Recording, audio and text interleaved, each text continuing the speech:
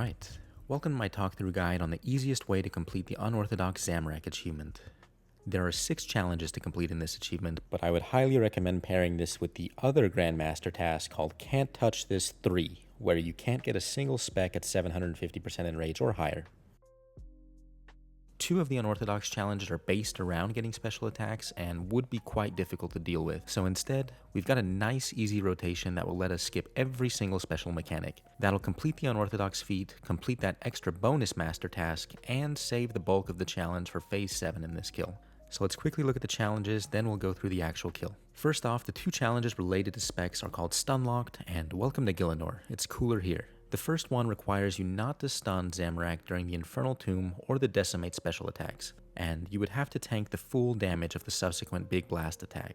In a normal kill, you would want to use Immortality or stack some defensives to deal with this, but we're actually not going to be allowed to use any shield defensives as part of this Unorthodox challenge, so skipping those special attacks altogether is going to be the ideal solution. As I just mentioned, one of the challenges here is not to use any shield defensive abilities, so no Resonance or Divert, no Barricade, no Immortality, and no Reflect. We are still allowed to use Devotion, Debilitate, and Anticipation on the other hand. One trick that can force you to not accidentally use a shield defensive out of habit would be to simply deactivate the Bone Shield Necromancy incantation. That way you'll only be able to use the legal defensives for this challenge. The next challenge is called Unpredictable.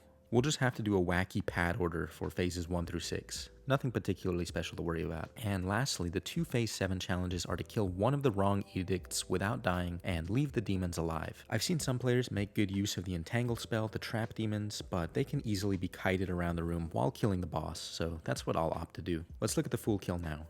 So as I mentioned at the very start, a lot of this challenge becomes a lot easier if we pair this with the other master task not to get any special attacks. To do that, we're going to employ the same strategy for every single pad. We'll charge the pad most of the way up, then lower Zamorak's HP all the way down, then we'll fully charge the pad and unleash some really strong necromancy abilities. It'll be the same rotation every pad, so I'll leave that on screen when we get there. We also have to remember to do the correct pad order for this challenge. I'll narrate it as we go along of course, but we're going to do pad 3, then 5, then 6, then 1, 4, 2. Once we have the pad most of the way charged up, we'll set up our special skip rotation. We'll want to make sure that the boss is vulned and smoke clouded. We'll then use Split Soul, Bloat, and then Commander Skeleton. Next, we'll step onto the pad to charge it all the way up, use Death Skulls, 5-stack Volley, Finger of Death, Finger again, Tier 90 special attack, and if it's still not phased, you can use Tier 95 special attack. So that's going to be the rotation. We're going to do the exact same setup on every single pad. So since this is going to be largely identical,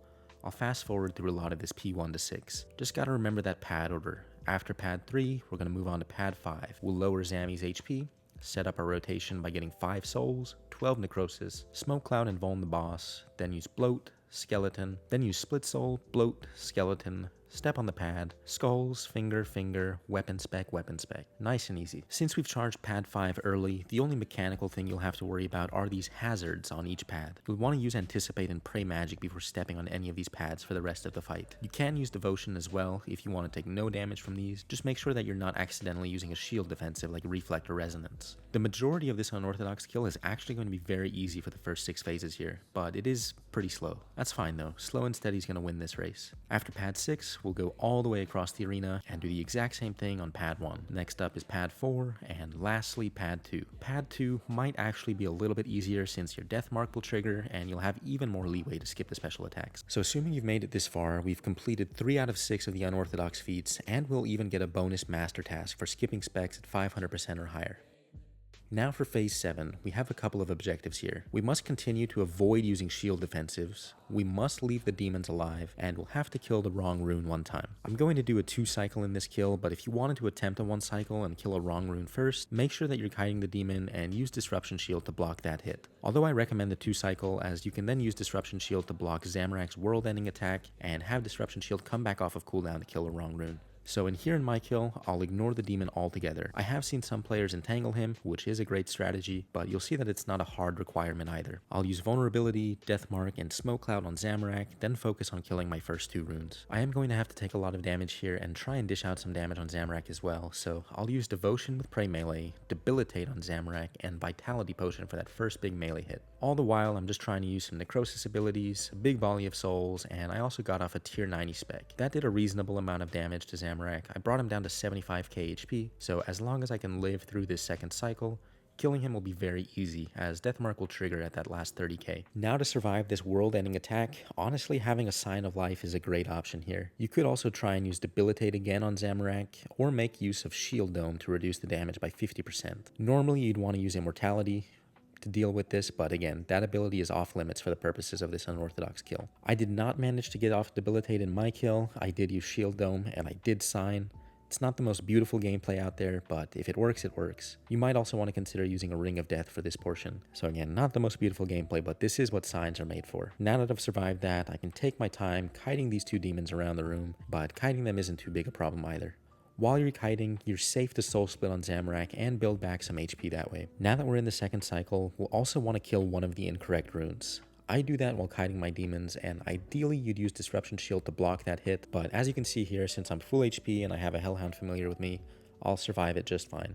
Now I'm just going to take whatever time I want to prepare any stacks that I want to get my full HP if I wanted, ensure that Zamorak is vulned and smoke clouded, and once I'm ready, I'll kill my last rune, then simply kill the boss with a volley and a weapon spec. And there you have it, that's how I completed the Unorthodox Zamorak Grandmaster achievement. That knocks out all of the individual master achievements for Zamorak as well. So doing it with this method also has the added benefit of completing another Grandmaster task of not getting any special attacks at 750% or higher. So just look at all this achievement spam here. I thought this was really cool. Completing 8 achievements at once. I highly recommend taking this approach if you're looking to complete the master achievements for Zamorak. You get it all done in one go and earn yourself a Grandmaster Unorthodox feat as the cherry on top. I hope this video was helpful. If it was, consider subscribing to my channel as I'll be making videos going over every single combat achievement in the game. Share this video with a friend, leave me a comment. Thanks for watching and see you next time.